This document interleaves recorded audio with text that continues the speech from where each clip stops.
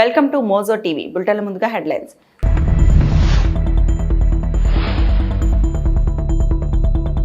China సరిహద్దుల్లో emergency landing facility, హైవేపై దిగిన మోదీ విమానం.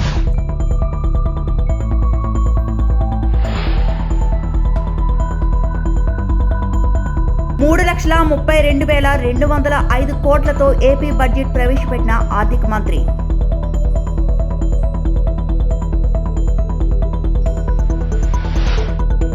తిరుమల శ్రీవారిని దర్శించుకున్న నరేష్ పవిత్ర.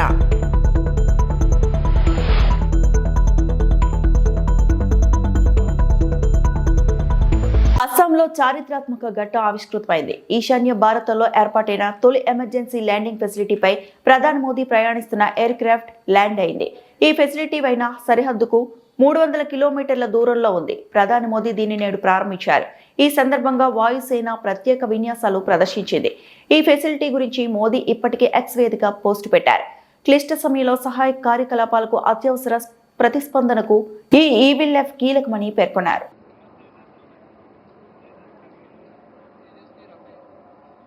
And now the most awaited moment, coming in from the far right, call sign Arjun 1, piloted by Group Captain APS Saini with Flight Lieutenant Jadhav, is now aligning for landing. Weighing over 38 tons, this twin-engine fighter demands nothing but absolute precision while landing on this highway.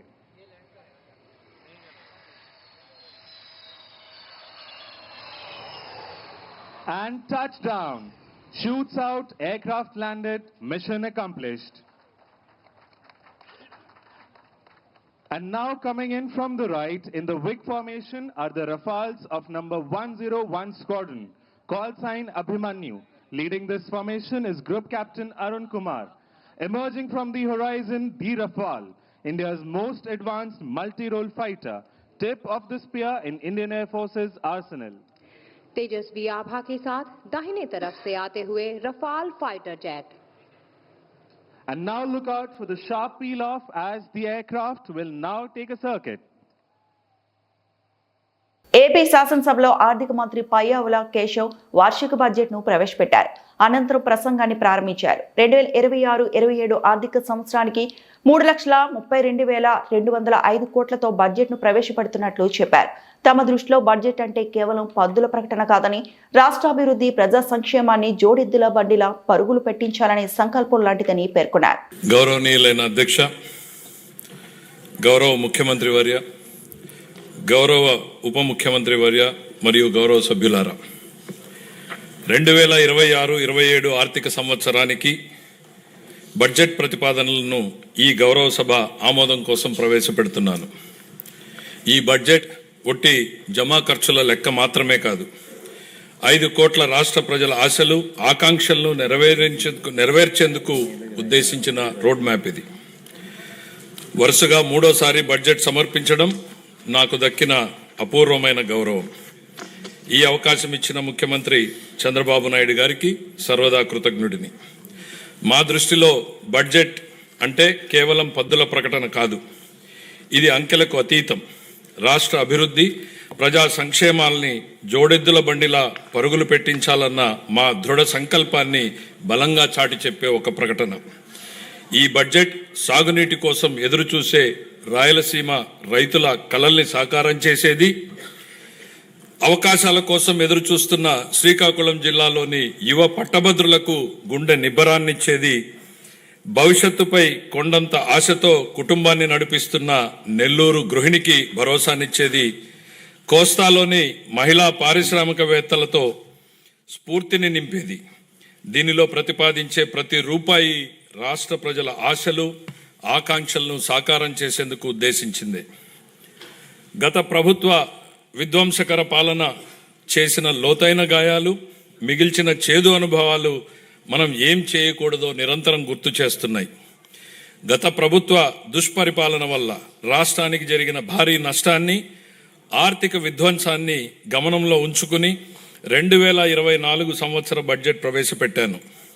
గత ప్రభుత్వం మిగిల్చిన గాయాలను మాన్పి 5 ఏళ్ల విషాదాన్ని దాటుకుని రాష్ట్రాన్ని పునర్నిర్మాణం చేసే దిశగా నడిపించేందుకు 2024 బడ్జెట్ బలమైన పునాది వేసింది. 2025 బడ్జెట్ స్వర్ణాంధ్ర 2047 లక్ష్యానికి అనుగుణంగా రాష్ట్రాన్ని అభివృద్ధి పథంలో నడిపించింది.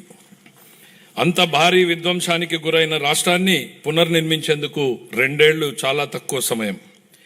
2014లో జరిగిన అహేతుక విభజన రాష్ట్రానికి తగిలిన మొదటి దెబ్బ అయితే 2019-24 మధ్య అప్పటి ప్రభుత్వం చేసిన దుష్పరిపాలన రాష్ట్రానికి తగిలిన మరో పెద్ద షాక్. గత ప్రభుత్వం చేసిన ఆర్థిక విధ్వంసం, అపసవ్య విధానాలు, పాలకుల అసమర్థత రాష్ట్రాన్ని మరింత ఇబ్బందుల్లో కూరుకుపోయేలా చేశాయి. ఇన్ని సవాళ్లను ఎదుర్కొంటూ కూడా కూటమి ప్రభుత్వం అనుసరించిన నిర్మాణాత్మక విధానాల వల్ల జూన్ 24 నుండి ఈ 20 నెలల్లో రాష్ట్రం అద్భుతమైన అభివృద్ధి పథంలో సాగిందని చెప్పడానికి గర్వపడుతున్నాను. తిరుమల శ్రీవారిని పలువురు సినీ ప్రముఖులు దర్శించుకున్నారు. శనివారం వీఐపీ ప్రారంభ విరామ దర్శన సమయంలో సినీ నటులు నరేష్, పవిత్ర స్వామివారి సేవలో పాల్గొన్నారు. దర్శనానంతరం రంగనాయకుల మండపంలో పండితులు వారికి ఆశీర్వచనం చేసి స్వామివారి తీర్థ ప్రసాదాలను అందజేశారు. నవాబ్ కేఫ్ చిత్ర బృందం శ్రీవారిని దర్శించుకుంది. నటీనటులు శివ, కందుకూరి, తేజు, అశ్విని, దర్శకుడు ప్రమోద్ స్వామివారి సేవలో పాల్గొన్నారు. అందరికీ నమస్కారం అండి. నా పేరు శివ కందుకూరి. ఇవాళ మా నవాబ్ కేఫ్ అనే టీంతో స్వామిని దర్శించుకోవడం జరిగింది. తిరుపతి సిటీలో మా ట్రైలర్ లాంచ్ అని ఎప్పుడైతే అన్నారో స్వామిని దర్శించుకోవడానికి అది ఒక అవకాశంగా వాడుకుందాం అని అనుకున్నాము.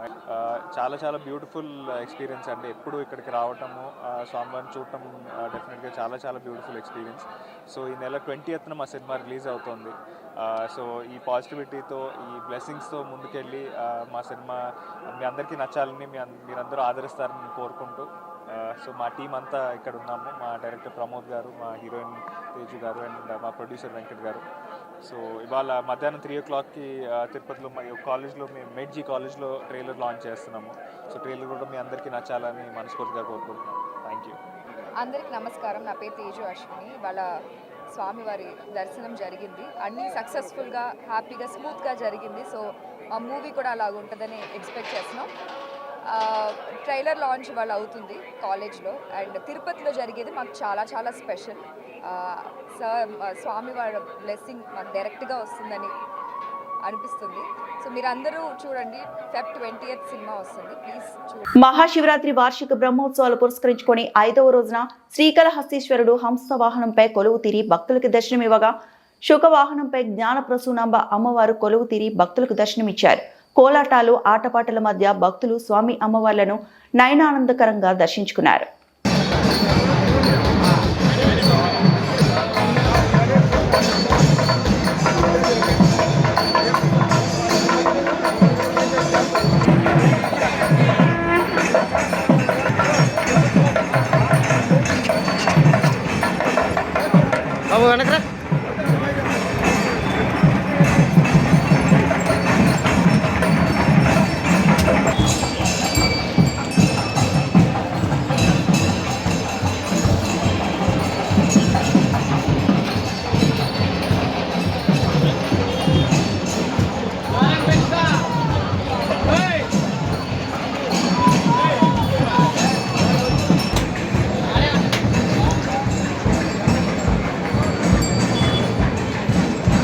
తిరుపతి నవాబ్ కేఫ్ చిత్ర యూనిట్ తిరుపతిలోని రీగాలియా హోటల్లో మీడియా సమావేశాన్ని నిర్వహించింది. చిత్ర బృందం మాట్లాడుతూ, ఈ రోజు ఉదయం కలియుగ ప్రత్యక్ష దైవం సాక్షాత్తు శ్రీ వెంకటేశ్వర స్వామిని దర్శించుకున్న అనంతరం తిరుపతిలో ప్రెస్ మీట్ నిర్వహించడం ఎంతో ఆనందంగా ఉందని తెలిపారు. శ్రీ వెంకటేశ్వర స్వామి ఆశీస్సులతో నవాబ్ కేఫ్ చిత్రం తప్పకుండా విజయవంతమవుతుందని ధీమా వ్యక్తం చేశారు. అలాగే ఈ చిత్రానికి సంబంధించిన కొన్ని ఆసక్తికరమైన విశేషాలను మీడియాతో పంచుకున్నారు. ముఖ్యంగా తండ్రి కొడుకు అనుబంధాన్ని ప్రతిబింబిస్తూ ఒక చాయ్ వాలా జీవితం చుట్టూ తిరిగే కథాంశంతో కేఫ్ నేపథ్యంలో సాగే చిత్రం అని వెల్లడించారు. ప్రేక్షకులకు కొత్త అనుభూతిని అందించేలా కథనం ఉంటాయని తెలిపారు. చివరిగా సినిమా విడుదల అనంతరం సక్సెస్ మీట్ లో మళ్లీ కలుస్తామని చిత్ర బృందం ఈ సందర్భంగా పేర్కొంది. ఈ కార్యక్రమంలో పాల్గొన్న వారు హీరో, హీరోయిన్, డైరెక్టర్, ప్రొడ్యూసర్ మరియు చిత్ర బృందం. ఫాదర్ మనం ఎలా ట్రీట్ చేస్తారు, మనం సన్నగా ఏ విధంగా ఎలాంటి పనులు చేస్తాము, సో అలాంటివన్నీ మన ఈ నవాబ్ కేఫ్ మూవీలో చాలా బాగా చూపించామండి. సో మోస్ట్ ఇంపార్టెంట్ ఏంటంటే చాయ్ వాల్ అనేది ఒక వర్డ్ అండి. Is nice word. మనం చిన్నప్పటి నుంచి కేమ్ ఫ్రమ్ ద స్టోరీ అండి. సో ఆ చాయ్ వాలా ఆ మూవీ ఆ వర్డ్ నేమ్ అనేది టైట్లీ ద స్టోరీ అండి. కొంచెం unfortunately we couldn't keep the title, then we change to Nawab cafe. Nawab cafe is entity అండి. ఆ మూవీలో ఒక కేఫ్ ఆ cafe. Hearty welcome and thank you. So మా సినిమాది ట్రైలర్ లాంచ్ అని అనుకుని తిరుపతిలో చేద్దామని అనుకున్నప్పుడు చాలా హ్యాపీగా అనిపించింది. ఒకటి ఏంటంటే ఫస్ట్ స్వామివారిని దర్శించుకోవచ్చు మా ట్రైలర్ లాంచ్ సందర్భంగా, అట్లీస్ట్ ఆయన బ్లెస్సింగ్స్ తీసుకుని ఆ తర్వాత ట్రైలర్ లాంచ్ చేయొచ్చు అనే ఒక హ్యాపీనెస్ ఉండింది. అండ్ ఇవాళ పొద్దున మా దర్శనం జరిగింది, చాలా చాలా బాగా జరిగింది. యాక్చువల్లీ కోఇన్సిడెంటల్గా ఏంటంటేనండి, ఈ పర్టికులర్ ఫిల్మ్ స్టార్ట్ అయింది కూడా స్వామివారి సన్నిధిలోనండి. యాక్చువల్గా ఫస్ట్ అగ్రిమెంట్ ఈ సినిమాకి సంబంధించింది వెంకటేశ్వర స్వామి ఆలయంలో చేశాము. అదే సినిమాకి రిలీజ్ ముందు ఒక 5 రోజుల ముందు మళ్ళీ స్వామివారిని దర్శించుకొని ట్రైలర్ రిలీజ్ చేయడం అనేది చాలా చాలా పాజిటివ్గా అనిపిస్తుంది. సో ఇనిషియల్గా చాయ్ వాలా అని ఎప్పుడైతే టైటిల్ అని అనుకున్నామో చాలా ఎక్సైట్ అయ్యాము. అండ్ మా కథకి చాలా యాప్ టైటిల్ అని అనిపించింది. బట్ కొన్ని అనుకోని కారణాల వల్ల కొంత అబ్జెక్షన్ మాకు ఎప్పుడైతే టైటిల్ మీద వచ్చిందో, ఆల్టర్నేటివ్ టైటిల్ ఏంటి అని చూస్తున్నప్పుడు నవాబ్ కేఫే అనేది చాలా చాలా బ్యూటిఫుల్ టైటిల్ అని అనిపించిందండి. శ్రీకాళహస్తిలో జరుగుతున్న మహాశివరాత్రి బ్రహ్మోత్సవాల్లో భాగంగా బాల్య వివాహాలు నిర్మూలించాలంటూ శ్రీకాళహస్తిలో భారత్ స్కౌట్స్ అండ్ గైడ్స్ భారీ ర్యాలీని చేపట్టారు. సుమారు 200 మంది స్కౌట్స్, గైడ్స్, రోవర్లు, రేంజర్లు ప్లకార్డులు చేత పట్టుకుని పట్టణ వీధుల్లో వద్దు వద్దు బాల్య వివాహాలు వద్దు, బాల్యం వయసులో పుస్తెల భారం వద్దు అంటూ నినాదాలు చేశారు. ఈ ర్యాలీని రాజగోపురం వద్ద నుండి శ్రీకాళహస్తీశ్వర ఆలయం ట్రస్ట్ బోర్డు చైర్మన్ కొట్టే సాయి ప్రసాద్ పచ్చ జెండా ఊపి ప్రారంభించారు. ఈ సందర్భంగా ఆయన మాట్లాడుతూ, చదువుకునే వయసులో వివాహాలు చేయడం చట్టరీత్యా నేరమని, అట్లు ప్రోత్సహించిన వారిపై కూడా కేసులు నమోదు అవుతాయన్నారు. మహాశివరాత్రి ఉత్సవాల్లో కూడా భక్తులకు సేవలందించారు. ఈ కార్యక్రమంలో జిల్లా కమిషనర్లు MM Reddy, T Ramesh Babu, youth chairman Azharuddin, guide కెప్టెన్లు పద్మావతి, నిర్మల, సరిత, స్కౌట్ మాస్టర్లు మురళి, సుబ్రహ్మణ్యం, మహేంద్ర, సుబ్రహ్మణ్యం, ధనుష్, మణికంఠ, రోవర్ లీడర్ ఆంజనేయులు, జ్యోతి, మణికంఠ, వెంకటేష్ తదితరులు పాల్గొన్నారు.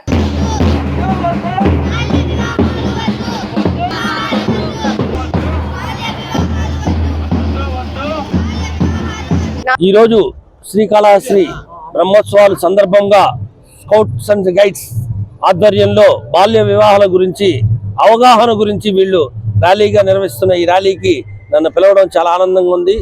ఈ స్కౌట్స్ వలన ఎన్నో ఆలయాల్లో వీళ్ళ చేసే డ్యూటీలకి మాకు ఎంతో ఉపయోగపడుతుంది. ఎక్కడ చూసినా కూడా, నేను కూడా స్కౌట్లో పనిచేశాను, తిరుమలలో పనిచేశాను. ఈ స్కౌట్ వలన ఎక్కడికెక్కడ భక్తులకి అవగాహన తెప్పించి వాళ్ళకి సౌకర్యాలు కల్పించే విధంగా ఈ స్కౌట్లో ఉన్న పిల్లలందరూ చాలా ఉపయోగపడతారు. ఈ ఒక్క స్కౌట్ని మనము చాలా ఉపయోగించుకోవాలి. భక్తులందరికీ కూడా ఈ స్కౌట్ చాలా ఉపయోగపడుతుంది. అదేవిధంగా బాల్య వివాహాల గురించి ఈరోజు శ్రీకాళహస్తిలో ర్యాలీగా వెళ్తున్నారు. ఈ ఒక్క ర్యాలీగా ఇది చాలా ఉపయోగపడుతుంది. చిన్నపిల్లలు చదువుకోవాలి తప్పితే పెళ్లిళ్ళు చేసుకొని ఆ వయసు వచ్చే దాకా మనం వెయిట్ చేసి ఆ తర్వాత పెళ్లిళ్ళు చేసుకుంటే బాగుంటుంది. ఈ శివరాత్రిలో బాల్య వివాహాలు ఎక్కువగా జరుగుతాయని వీళ్ళు స్కౌట్ వాళ్ళందరూ దీన్ని అంతరించే విధంగా ముందుకెళ్తున్నారు. వీళ్ళందరికీ మేము సహకరిస్తాం. ఆలయ ట్రస్ట్ బోర్డు చైర్మన్ ద్వారా ఈ ఒక్క బ్రహ్మోత్సవాలు, ఈ స్కౌట్ ఆధ్వర్యంలో వీళ్ళందరూ ఈ ఒక్క బ్రహ్మోత్సవాలు భక్తులకి చాలా ఉపయోగపడతారు. మేమందరం వాళ్ళకి ఎలాంటి సహకారాలు కావాలని అందిస్తాము. రమేష్ గారు ఎప్పుడంటే నాకు తెలుసు. తిరుపతిలోని రుయా ప్రభుత్వ ఆసుపత్రిలో మూతపడిన గుండె జబ్బుల విభాగాన్ని వెంటనే పునఃప్రారంభించాలని డిమాండ్ చేస్తూ శనివారం ఉదయం కాంగ్రెస్ పార్టీ ఆధ్వర్యంలో ధర్నా నిర్వహించారు. ఈ కార్యక్రమంలో చింతామోహన్ మీడియాతో మాట్లాడుతూ, రుయా ఆసుపత్రి దక్షిణాంధ్ర ప్రజలకు ప్రాణాధారమైన ప్రభుత్వ వైద్య కేంద్రమని, ఇక్కడ గుండె జబ్బుల విభాగం మూతపడటంతో పేద మధ్యతరగతి ప్రజలు తీవ్ర ఇబ్బందులు పడుతున్నారని ఆందోళన వ్యక్తం చేశారు. ప్రైవేట్ ఆసుపత్రులకు వెళ్లలేని పరిస్థితిలో ఉన్న ప్రజలకు రుయా ఆసుపత్రిలో సమగ్ర గుండె చికిత్స అందించాల్సిన బాధ్యత ప్రభుత్వంపై ఉందన్నారు. తక్షణమే వైద్యులు, సిబ్బంది నియమించి గుండె జబ్బుల విభాగాన్ని ప్రారంభించాలని ప్రభుత్వాన్ని డిమాండ్ చేశారు. ప్రభుత్వం స్పందించకపోతే ప్రజలతో కలిసి ఉద్యమాన్ని మరింత ఉధృతం చేస్తామని చింతామోహన్ హెచ్చరించారు. గుండె జబ్బులకు వార్డు ప్రారంభించారు డాక్టర్ జి సుబ్రహ్మణ్యం గారు కార్డియాలజిస్ట్ ఉన్నప్పుడు. ఇప్పుడు దాన్ని మూసేశారు. మేము కాంగ్రెస్ పార్టీ తరఫున డిమాండ్ చేస్తున్నాం, వెంటనే గుండె జబ్బుల వార్డుని రూయాలో ప్రారంభించాలి. కర్నూలులో ఉంది, కర్నూలు గవర్నమెంట్ హాస్పిటల్లో ఉంది, గుంటూరు గవర్నమెంట్ హాస్పిటల్లో ఉంది, వైజాగ్లో ఉంది. ఎందుకు తిరుపతిలో లేదు? చంద్రబాబు నాయుడు 15 సంవత్సరాలు ముఖ్యమంత్రిగా తిరుపతి రూయా హాస్పిటల్కి ఏం చేశాడు అని నేను సూటిగా అడుగుతున్నాను. మరి ఆయనకి అత్యవసరం వస్తే రూయ్ హాస్పిటల్కి వచ్చాడు, ఇంజక్షన్ వేయించుకున్నాడు, మందు తీసుకున్నాడు, పోయాడు. మరి అయిపోయిన తర్వాత మర్చిపోయాడు చంద్రబాబు నాయుడు. మాట్లాడితే అమరావతి, మాట్లాడితే పోలవరం అంటున్నాడే కానీ తిరుపతి సంగతి ఏంటి చంద్రబాబు నాయుడు? నువ్వేం చేసావు తిరుపతికి? ఒక్క పని మంచి పని చేసినట్టుగా ఏడన్నా ఉందా? మరి జగన్మోహన్ రెడ్డి వాళ్ళ నాయన విగ్రహాలు పెట్టుకున్నాడే కానీ తిరుపతికి ఆయన ఏం చేశాడు? రూయ్ హాస్పిటల్ కానీ నేను సూటిగా అడుగుతూ కాంగ్రెస్ పార్టీ మేము తీసుకొని వచ్చాం ఎన్నో మార్పులు, మరి ముఖ్యంగా ఆరోగ్యంలో. మోడీ గారికి కూడా ఒక చిన్న సలహా కూడా ఇవ్వదలుచుకున్నాను మీ ద్వారా. జీడిపిలో 1% చాలదయ్యా, ఆరోగ్యానికి 5% పెంచండి. యుద్ధ విమానాలు కొనుక్కునేదానికి లక్షల కోట్లు ఖర్చు పెడుతున్నావే కానీ ఆరోగ్యానికి కొరకు నయా పైసా ఖర్చు పెట్టడం లేదయ్యా, చాలదు. యుద్ధ విమానాలు మళ్ళా కొనుక్కున్నాం, ఏం తొందర ఏం లేదు. పేదవాడికి ఆరోగ్యానికి వెంటనే నిధులు కేటాయించాలని అటు కేంద్ర ప్రభుత్వాన్ని, రాష్ట్ర ప్రభుత్వాన్ని నేను డిమాండ్ చేస్తూ దీనికి సొల్యూషన్ కూడా ఇస్తున్నాను. మరి ఇక్కడనే టీటీడీ దాదాపుగా కొన్ని వందల పడకల ఆసుపత్రిని అలిపిరిలో కట్టున్నారు, ఖాళీగా ఉన్నాయి. ఆ అలిపిరిలో ఉన్నటువంటి బిల్డింగ్ని శ్రీ వెంకటేశ్వర రామనాథ రూయ జనరల్ హాస్పిటల్కి కేటాయించి ఇక్కడ గుండె జబ్బులే కాదు, మూత్రపిండాలే కాదు, మెదడుకు సంబంధించిన అన్ని సూపర్ స్పెషాలిటీ కేంద్రాన్ని రూయాకి ఇవ్వాలని డిమాండ్ చేస్తూ ఈ విషయంలో చంద్రబాబు నాయుడు ఏప్రిల్ 1వ తారీఖు లోపల నిర్ణయం తీసుకొని పేదవాళ్ళ ప్రమాదంలో ఉన్నటువంటి పేదలకు సహాయం చేయాలని నేను డిమాండ్ చేస్తూ, రెండవది స్మార్ట్ మీటర్లు. విశాఖ జిల్లా కలెక్టర్ కార్యాలయం వద్ద శనివారం సిపిఐ ఆధ్వర్యంలో నిరసన చేపట్టారు. అనంతరం డిఆర్ఓకు వినతి పత్రం సమర్పించారు. ఈ సందర్భంగా సిపిఐ రాష్ట్ర సమితి సభ్యుడు ఎం పైడ్రాజు, జిల్లా సహాయ కార్యదర్శి కె సత్యనారాయణ మాట్లాడుతూ మెడికల్ మాఫియా ప్రజల జీవించే హక్కుపై దాడి చేస్తోందన్నారు. ప్రభుత్వ ఆసుపత్రుల్లో కనీస వస్తువులు లేకపోవడం, మందుల సరఫరాలో నిర్లక్ష్యం కారణంగా ప్రజలు ఇబ్బందులు పడుతున్నారని తెలిపారు. ప్రైవేట్ ఆసుపత్రులు అధిక ఫీజులు వసూలు చేస్తూ అవసరం లేని పరీక్షలు, అధిక ధరల మందులు సూచిస్తూ ప్రజలను దోచుకుంటున్నాయని ఆరోపించారు. నకిలీ, నాణ్యత లేని మందులు మార్కెట్లోకి రావడం ప్రమాదకరమని పేర్కొన్నారు. మెడికల్ మాఫియాను అరికట్టేందుకు జిల్లా యంత్రాంగం కఠిన చర్యలు తీసుకోవాలని సిపిఐ డిమాండ్ చేసింది. ధరలు వాటికి నచ్చిన ధరలు రేటు పెంచినటువంటి ఫార్మా కంపెనీలు మొత్తంగా 6 కోట్ల ఆంధ్రప్రదేశ్ ప్రజల మీద దాడి చేస్తున్నాయి. ఇది ఎంత అన్యాయం అంటే, అనారోగ్యంతో ఎవరైనా ఒక మనిషి ప్రైవేట్ కార్పొరేట్ హాస్పిటల్లో జాయిన్ అయితే ఇక ఆడి పని అయిపోయినట్టే. ల్యాబ్కి వైద్య పరీక్షల పేరు చెప్పి, స్కానింగ్ పేరు చెప్పి డాక్టర్లు, వైద్య పరీక్షల యజమానులు, కంపెనీల యజమానులు కొమ్మక్కై నిలువున ప్రజలను దోచుకు తింటున్నాయి. ఇంకొక పక్క ఫార్మా కంపెనీలు 10 రూపాయలు విలువ చేసే మందులు 1000 రూపాయలకు అమ్ముతున్నాయి. కార్పొరేట్ హాస్పిటల్ అయితే వాళ్ళ ఇష్టం, మనిషి ప్రాణం పోయినా డబ్బులు బిల్లు కట్టి ప్రాణం పోయిన మనిషిని తీసుకెళ్ళండి అనే పరిస్థితికి ఈ రాష్ట్రంలో ప్రైవేట్ కార్పొరేట్ హాస్పిటల్ వచ్చాయి. ఇది అంత అన్యాయం. వీటిని అరికట్టవలసినటువంటి రాష్ట్ర ప్రభుత్వం విచారణ చేసి, తనిఖీలు చేసి వాళ్ళ మీద చట్టపరమైన చర్యలు తీసుకోవాల్సినటువంటి అధికారులు నిమ్మకు నీరెత్తినట్టు వ్యవహరిస్తున్నారు. ఈ నేపథ్యంలో భారత కమ్యూనిస్టు పార్టీ రాష్ట్ర వ్యాప్తంగా ఈరోజు అన్ని జిల్లా కేంద్రాల్లో నిరసనలు చేసి జిల్లా అధికారులకు వినతిపత్రం ఇస్తున్నాం. ఇది ప్రారంభం మాత్రమే. భవిష్యత్తులో రాష్ట్ర ప్రభుత్వ అధికారులు అనకాపల్లి జిల్లా మాడుగులు నియోజకవర్గ పరిధిలో దేవరాపల్లి పోలీసులు 25 లక్షల విలువైన 2 కేజీల హాషిఫ్ ఆయిల్ ను స్వాధీనం చేసుకున్నారు. శనివారం ఎస్ఐ వి సత్యనారాయణ ఆధ్వర్యంలో వాహన తనిఖీలు నిర్వహిస్తుండగా అల్లూరు జిల్లా నుంచి శ్రీరాంపురం చెక్ పోస్ట్ వైపు వస్తున్న ద్విచక్ర వాహనాన్ని ఆపి 3 యువకుల్లో అదుపులోకి తీసుకున్నారు. వారి వద్ద నుంచి 2 కేజీల లిక్విడ్ గంజాయి, పల్సర్ బైక్, 3000 నగదు, 3 మొబైల్ ఫోన్లను సీజ్ చేశారు. నిందితులను అరెస్టు చేసి చోడవరం కోర్టుకు రిమాండ్కు తరలించినట్లు సిఐ కృష్ణ తెలిపారు.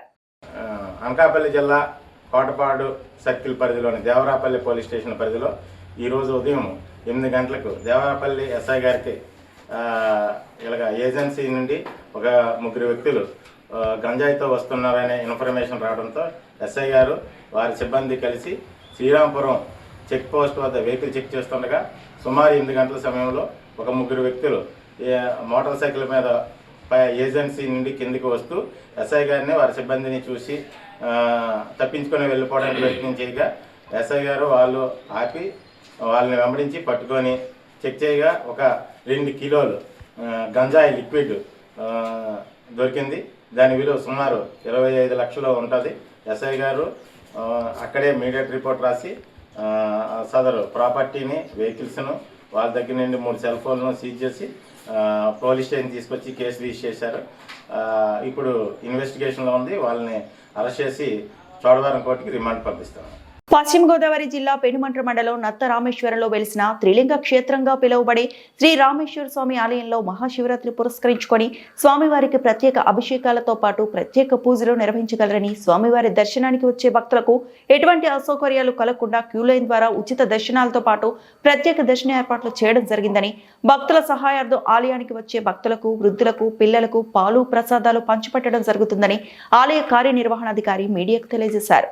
స్వామి అమ్మవార్లకు శివరాత్రి తెల్లవారుజామున ప్రత్యేక అభిషేకాలతో పూజలు నిర్వహించనున్నామని, స్వామివారి దర్శనానికి వచ్చే భక్తులకు ఉదయం 10 గంటల నుండి అన్న సమారాధన కార్యక్రమం 5 రోజులు నిర్వహించనున్నామని, స్వామివారి దర్శనానికి విరివిగా వచ్చే భక్తులు క్యూ లైన్ లో వచ్చి స్వామివారిని దర్శించుకొని స్వామివారి కృపకు పాత్రులు కాగలరని కోరడం జరిగింది. అలాగే శివరాత్రి పురస్కరించుకొని ఉదయం స్వామివారి దర్శనార్థం స్థానిక ఎమ్మెల్యే పితాని సత్యనారాయణ ఆలయానికి విచ్చేస్తారని, ఎటువంటి అల్లర్లు జరగకుండా స్వామివారి దర్శనార్థం తీర్థానికి వచ్చే భక్తులు వారి బంగారు ఆభరణాలు, డబ్బులు, వాహనాలు జాగ్రత్త పరచుకోవాల్సిందిగా కోరుతూ సీసీ కెమెరాల పర్యవేక్షణలో పోలీస్ వారి సహాయ సహకారాలతో నిఘా పెట్టడం జరిగిందని, కావున ఈ ఆలయానికి వచ్చే భక్తులు 50 మంది ప్రజలు ఈ మహాశివరాత్రి పర్వదినాన భక్తి శ్రద్ధలతో ఎటువంటి వివాద కార్యక్రమాలు జరగకుండా ఆలయ కమిటీ వారికి సహకరించాలని ఆలయ కమిటీ వారు కోరారు. శ్రీ రామేశ్వర స్వామివారి దేవస్థానం నత్త రామేశ్వరం, పెనుమంట్ర మండలం, పశ్చిమ గోదావరి జిల్లా.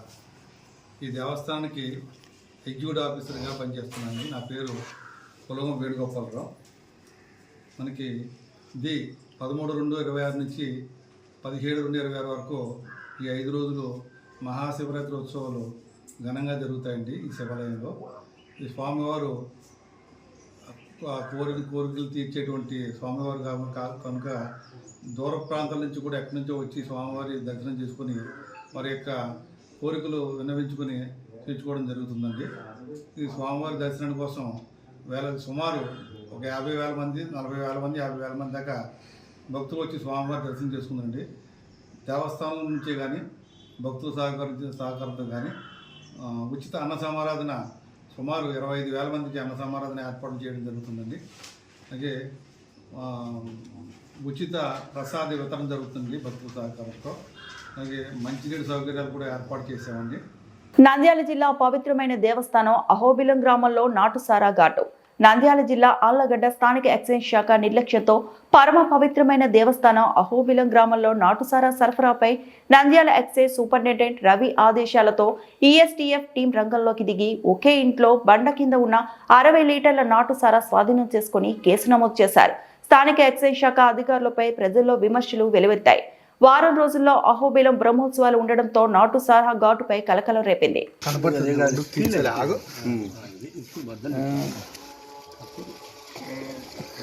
3 తీసారు వీడియో 3 4 నమోదు గారు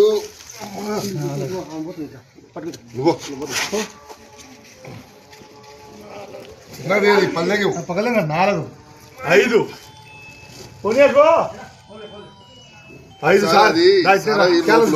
సార్ లోపల సారాయి 5 ప్యాకెట్ పెట్టింది. అది తింగది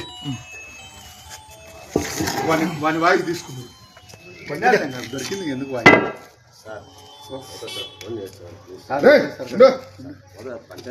ఈ వార్తలు ఇంతటితో సమాప్తం.